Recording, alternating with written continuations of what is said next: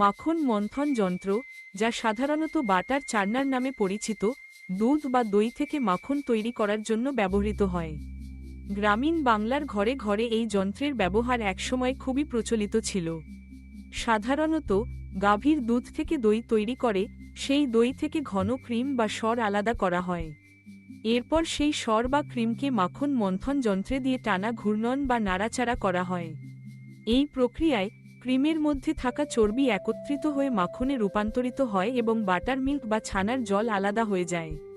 প্রাচীনকালে মাখন মন্থন যন্ত্র সাধারণত কাঠ বা মাটির তৈরি হতো। একটি লম্বা পাত্রের ভেতরে কাঠের বা বাঁশের ডান্ডি দিয়ে ক্রমাগত ঘোরানো হতো। আধুনিক যুগে স্টেইনলেস স্টিল বা প্লাস্টিকের বৈদ্যুতিক চার্নারও পাওয়া যায়, যা আরও দ্রুত ও সহজে মাখন তৈরি করতে সাহায্য করে।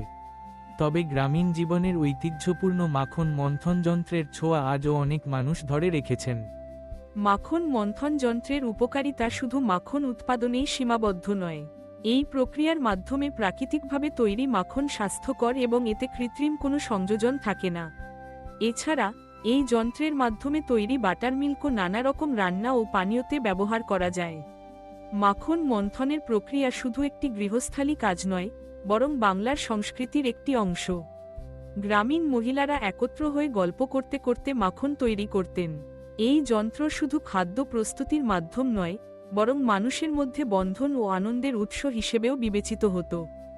আধুনিক প্রযুক্তির যুগে মাখন মন্থন যন্ত্র হয়তো কিছুটা পেছনে পড়ে গেছে, কিন্তু তার ঐতিহ্য ও গুরুত্ব আজও আমাদের স্মৃতিতে উজ্জ্বল।